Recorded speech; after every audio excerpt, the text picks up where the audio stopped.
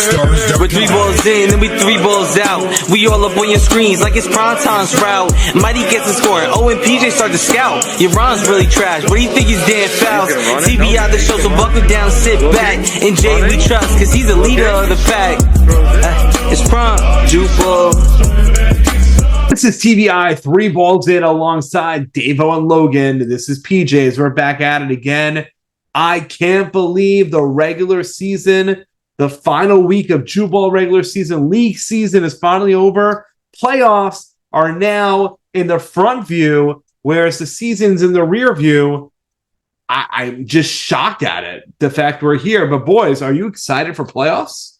I'm excited for playoffs, but before we get into playoffs, I'd like to take a slight deviation.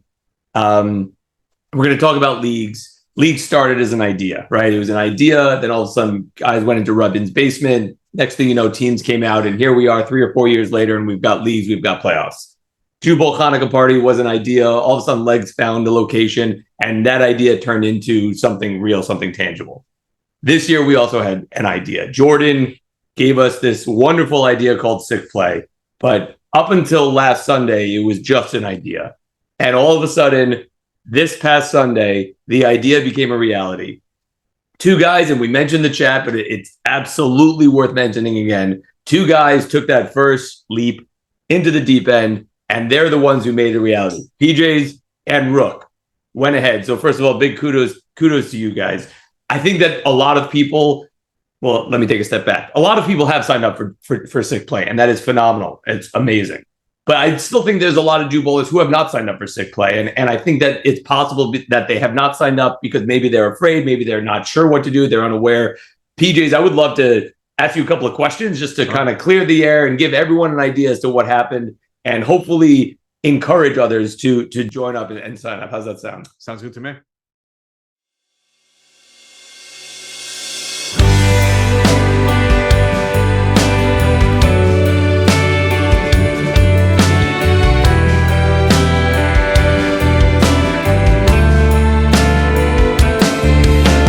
Why don't you just even from the beginning? You and Rook met up, so you were the team. You guys got out of a hat lottery, whatever it was. You guys are the team. Walk us through what you did, how you got there, and what worked, what didn't.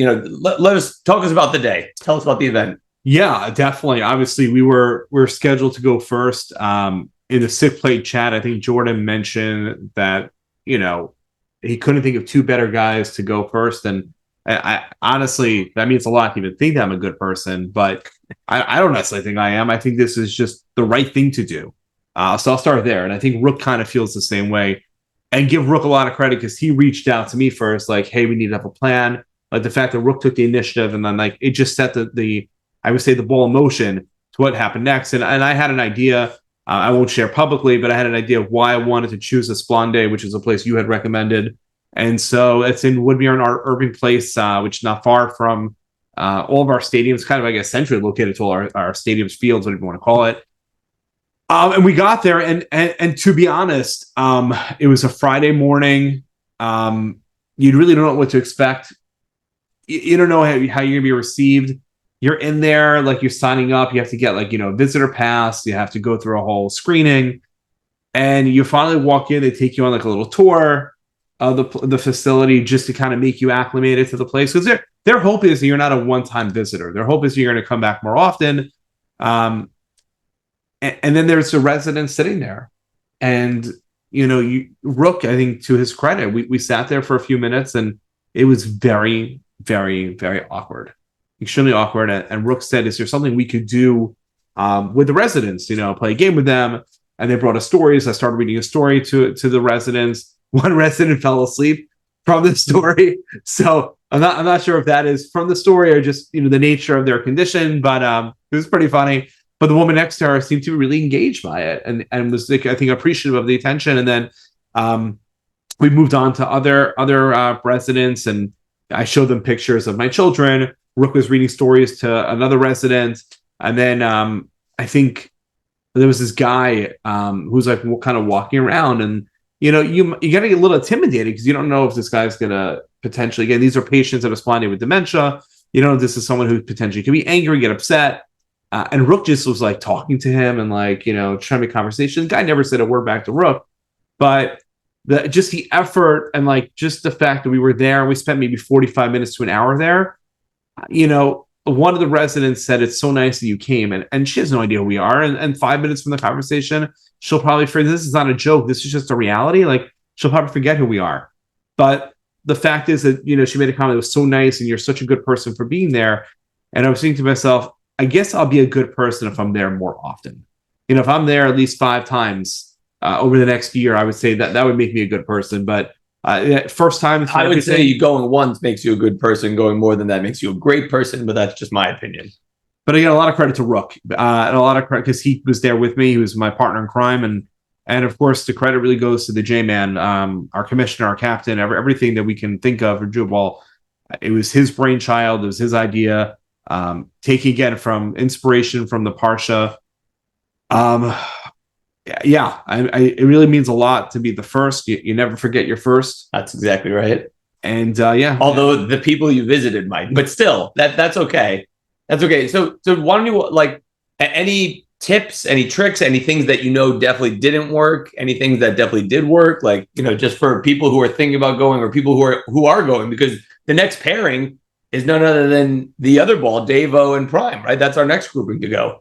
I would say to a place like Esplande is don't think you're going to make small talk and it's going to be effective. I tried a little bit of the small talk of like, hi, how are you? They don't know you, right? So I think the most important thing is just to sit there and smile a little bit and just start talking to them about who you are. Instead of asking them about themselves, introduce yourself. And I think by showing pictures of my children, I actually thought that got buy-in because it showed that I'm actually like, I guess you're legit. Somewhat legit if you have children, right? That doesn't necessarily mean that you're, it has to be your own children also. But I think seeing that was kind of comforting to these patients because a lot of them, their minds may be 40 years prior, right? Mm-hmm. They might be thinking they're still in their 30s. They don't know how old they are necessarily. They could be looking at pictures. They might think it's their grandchildren. They might think it's their children. They might think it's them. They don't necessarily know. So I think that kind of was like a comforting thing. And I think, like I said, like ask the facilities for help. Like ask them what works best. I think that's the best way to go. Fantastic. We really appreciate it. The trendsetter, as they call it. And we really appreciate it all. Guys, it's still not too late. I'm sure we'll say it again. But it's an amazing thing that we're doing. It takes us all of, I think it took, like you said, it took you out of your comfort zone. It's not something that a lot of us are used to. But it's a good way to branch out. Like you said, we're not really good people, most of us. So it's a stepping stone to becoming good people. And let's do this, guys. All right, let's move into this is all nice and good, a great initiative, but let's go back to Jubal football, which was the final league week of the season, final week of the Jubal season prior to playoffs. And you had the featured matchup, or the really only matchup that mattered, which is the Lionhearts versus the Cronies. And spoiler alert for those of you who was not paying attention to the chat yesterday or watching the game, the Cronies and the Lionhearts tied 12-12, which meant the tiebreaker went to the Cronies. They finished the season 2-3-1. They are now officially the 4th seed. Lionhearts fall to 1-4-1, and they remain the 5th seed. They are out of the playoffs. First time Yaron is not in the playoffs. Cronies without a quarterback with Johnny Storm leading them to the, I guess you could say, tie/victory, although they were leading until a touchdown was called back. So technically, Cronies could have got the win, but an interesting call was made. Touchdown was taken back. Tie game 12-12. Are you shocked by the results? I'm actually surprised that the Cronies were able to put up 2 touchdowns, and that's no disrespect to my boy Johnny Storm, but like you've got essentially a first-time quarterback. You've got Open, who made a historic showing, but was on essentially no sleep.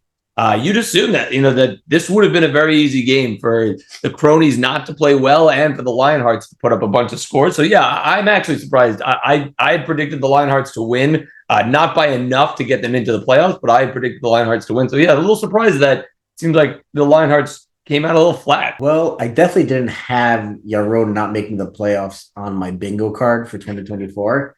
But I think it all comes back to the draft. When we looked at the draft, we looked at the the type of teams that everyone drafted. And I think the contrast between the Cronies and the Lionhearts were total opposites. The Cronies played with such, grinding and grit and heart, and they laid everything out there. And I think the Lionhearts, I don't want to call them soft, but I wouldn't call them grinders. I wouldn't, and I think it kind of showed in this game, even though it ended up 12. The Cronies just grinded enough to get the essential victory and make the playoffs. I want to shout out two things though. The play of Jordan, coming back from what he thought was a season-ending injury, and really What everyone thought, and really just making himself an interception, touchdown. I mean, I think I told him after the game I would have given you the Jew ball had there not been a tie game, because just the way he played. I also want to shout out Beast. I know you're wondering, Beast did not play this game. Thankfully, everything's okay.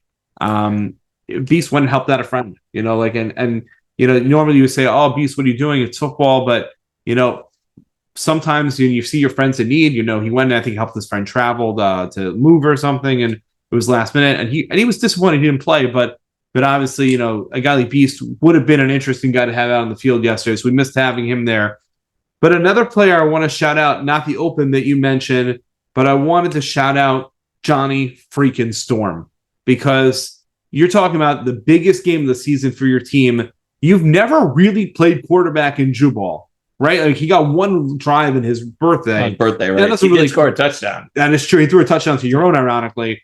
But here you are in the biggest game of the season for your team. He had a great huddle, by the way. And he's a quarterback you can talk to. And he admitted afterwards, he had guys open that he missed. He knew, the fact that the quarterback said, "I know I missed you. I know I missed you." Like, sometimes the quarterback will say, yeah, you were open, whatever. But he was someone who no, I noticed you were open. I just couldn't make the throw there. It's fine. That's a quarterback you want to work with and you want to die for, honestly. Work for, die for, do whatever you can to make him successful. So Cronies get the tie, which ultimately is getting them the win. They're in the playoffs. They're going to go up against Bop, who did have a game themselves yesterday. And they are now the first Jew Ball League team to be officially undefeated. Talk about the 6-0 Bop victory yesterday, Davo. Nothing much has to be said. It was a battle between two semi teams. True. We're missing a lot of players on both sides, so it's hard to say that it was a clear Bop over Dogs victory. Both teams battled it out to the very end. The game ended on a game-winning touchdown. It was on third or fourth down, literally, right? It was the last drive. It was either third or fourth down. Yeah, it was. Yeah, and it was a great battle between the two teams. I think these two teams, I think they are the heavyweight favorites going in, but we'll get into that later. And just good games. I think Surly and Prey have been having great games throughout the season, and hats off to both teams. And thank you to everyone who wasn't their games to play, but they showed up. BK, Tom, Cookie, Charmin. Charmin? Sheriff. Oh no. Oh, Sheriff also, but no, Charmin was a guy we brought. Oh, I was like, I didn't know we had a guy named Toilet Paper. I thought he just got the name confused. Nope. Sharp, I can't believe Sharp is so good. He's such a boost to that team. But it was a great game, and let's go, Bop, 6-0. We gotta be proud of that, at least. So let's jump into the playoffs right away. Logan, are you ready to break this down for us? Because we got the first game we're going to feature, I think, which will actually be the late game, unless the games are played simultaneously. I guess we'll wait later in the week for that announcement. But let's start with the 2-3 matchup of the Crocs versus the Dogs. Although I guess I think the Crocs are now the number 2 seed, Dogs are number 3 seed with a loss. So now let's talk about this matchup here.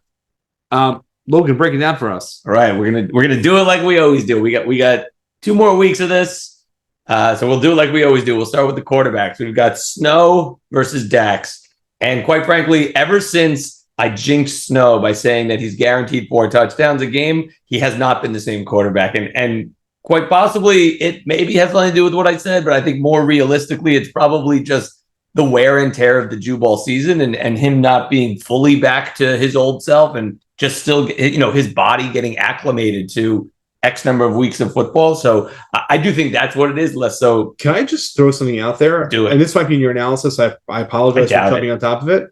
Snow has not played a game since before the Snow game. That was not in my analysis. That he has not played quarterback in about a month. Well, I'd say the opposite sides of the same coin. Either it helps him rest and heal up, or he may have some rust. We'll see. But either way, regardless, Snow has not been the same quarterback that we've seen in the beginning of the season. And so, because of that, I still think that, he's still trying to find his Jew ball legs, or he's still trying to heal up one way or the other. I do have the advantage for the dogs here, and I'm going to say Dax has the advantage here. When we look at line, you've got Kuti, Dobbs, Tom, and Sam versus Legs, Big O, and Salem. Now, Legs and Big O were both voted onto the All-Star team as linemen. One is offense, one is defense. So really, really hard to battle with that. No disrespect to the other line, but I am going to give the advantage to the dogs here on the line. And then wide receiver corner, you got Zinn, Rook, BK, and Veg versus Mighty, Ross, Wizard, Waldo, and Blitz. This is a super tight race, and I think we've said this before. These guys are really tight. You could say Zinn and Mighty are a wash, and you could even say BK and Wizard, while they have different styles on defense, could also be considered a wash in terms of their level of play. Both of them were all-stars. For me, the difference makers here are going to be Mighty and Wizard, mostly because those guys always show up in big games. Bowl games, I know, don't count for stats, but they always show up big in bowl games. They always show up big in vet strokes. This is playoffs. Both these guys are seasoned vets, have played through playoffs before, and know what it's like to win in the playoffs. I'm going to give the edge to those two vets, if you will, the known commodities, and say the dogs have a leg up in the secondary and the wide receiver core also. As far as the prediction for this one, I really think the story is going to be Legs is going to give Snow a really, really hard time. And I do think Mighty is going to play a game of anything you can do, I can do better compared to Zinn. So I do have the dogs winning this one 4-2. Davo. It's funny that you brought up that you jinxed him, because actually the last time that he did throw 4 touchdowns in a game was against the Dogs. So listen, karma's coming around. I looked back to that game, and it was a little hard to break down against these teams because Surly didn't play that game. We had the Wild Man, which makes a big difference. But what comes down to that I was able to break down is that the defense will still be the same, right? They still have all their same players on the defense. Surly doesn't really play the defense. So the takeaway that I got is that Snow did throw for 4 touchdowns, but he also did throw 5 interceptions. That's a lot. One being a pick 6. By the way, 9 possessions. It's a lot for a Jew ball game. Right. So, like Logan so eloquently broke it down, I'm going to give you a little different perspective. I'm going to give the keys to victory here. Let's start with the Croc side. They have to limit the turnovers. You can't say you got to get rid of them because they're going to happen. Like you said, you have Steve-O, you have Legs, who's a menace, and you have Mighty in the back, who's also a menace, essentially. They have to be able to limit the turnovers. They have to be able to stop Bradley, because it's however you have to do it. You have to put a third on the line. You have to chip him. You have to run everything away from that side. Move the pocket to the opposite side. Whatever you have to do, you have to be able to disrupt him just enough to give Snow enough time to get it to his players. And they have to play defense through offense. Now, what that means is they have to be able to move the ball down the field, even if it's giving Surly long fields. They have to make sure that they get it, take time off the clock, and eat up field. That's all they have to keep moving. Don't give them short fields. Don't give quick turnovers. That now Surly's in the red zone already. 2 plays and he's in the end zone. I think if they can do that, they will have a very good chance of winning. Now, if we look at the dog side, let's go through the opposite. They have to play offense through their defense. They have to be able to take away the ball. They have to be able to get those short fields, because Surly is so damn good in short fields. Second and goal. Am I running it? Am I throwing it? Am I doing a quick slant to Mighty? Am I going over the top? He has such ability. if you get him all the way back, he's a little back. I can't move back as much now. I can't, run my way out of this or that. They got to play keep away. And what I mean by that is they got to keep the ball away from Zin. Target the opposite side of the field. If he's on this side, you're going that way. If he's running, just keep it away from him, because the second that guy gets his hands on the ball, it's trouble for them. Anybody, for any team, he's just so freaking good. And the last key to their victory is just keep trucking. The second you get the ball, don't stop running. Keep running through everybody. I think they're a bigger, not necessarily bigger, but they're a more physical team. And I think that they can break tackles, break flag grabs, and just keep moving forward, getting those extra 3, 4, 5, 6 touchdowns, yardage to touchdowns.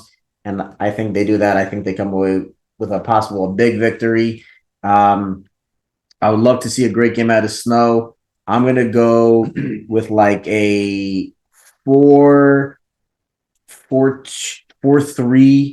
4-4 victory. Now, what I mean for it, like by an extra point. Yeah. And I'm going to go with the Crocs. I think it's just a big game. I think Zin is just going to take it upon himself to make sure that he's going to will himself to the win. But they really need to step up and show out. Here's an interesting stat for all you people at home. Mighty has never won a playoff game. In league history, in the 4 years of league history, Mighty has never won a playoff game. Mighty's been eliminated in the first round every single year. Well, guess what? This year is different. I do not see a way the Dogs lose this game. I actually don't think it's going to be a close game. I do think that Swirly is going to figure out a way to keep the ball away from Zin. Dax is going to figure out a way how to get the ball in the hands of his receivers, and he'll avoid Zin at all costs. So at the end of the day, I really think that Snow's, like I mentioned earlier, Snow's rust is going to be apparent. I think they're going to have a tough time against the Dogs defense. I think it's a 5-2 victory for the Dogs. I really don't see it being close. And I hate to say it because, I have history with Snow. We go way back, and I think Zin is the greatest thing to happen to Jew Ball maybe since Mighty, just in terms of pure talent. So, but again, I think this is a game that I think goes to the Dogs. I think Dax has yet to lose a big game. And despite the fact he doesn't have his brother in Zin this year, I think he's still got a really good team. And he's got a lot of talent around him. I think the victory goes to the Dogs. All right, let's shift to game number 2, a game in which features 2 Jew Ballers, 2 members of the TBI crew. It's Davo's undefeated Bop versus PJ's cronies, but really our captains are Prey versus Storm. That's what it comes down to. It's Prey's undefeated Bop versus Storm's. I guess you could say technically Storm's cronies are undefeated as well. Well, they're also winless. Agreed. That's also true. Agreed. So, Logan, break it down for us in style. This game, what do you got? Here, this game, QB, Prey versus Storm. Again, love you, Johnny Storm, but this is a no-brainer. We're going to give the leg up to Bop here. Yeah. I don't even think we really have to dive too far into it. Prey's probably the best quarterback in Jubal right now. Line, you got DK and our boy Davo versus Open and Daxi. And as well as DK and Davo have been playing, I think I have to stay true blue to my prior predictions or prior analyses. It's really, really hard to go against Open and Daxi. It's hard to go against Open with anyone else, never mind someone who's got the skill level of Daxi. I'm going to give the leg up to the cronies there. Open and Daxi is just a phenomenal combo. Wide receiver corner. Iceman Prime, Ivry, Stella, Ernie, and Feet versus Zada, Sting, Jordan, Samet, PJs, and Tommy. As dominant of a combo as Open and Daxi is on the line, that's how dominant the Bop wide receiving core is. Their secondary / wide receiver room is really second to none, and that's not a knock on the cronies. That's just how good their secondary is. It's phenomenal. You've got talent up and down.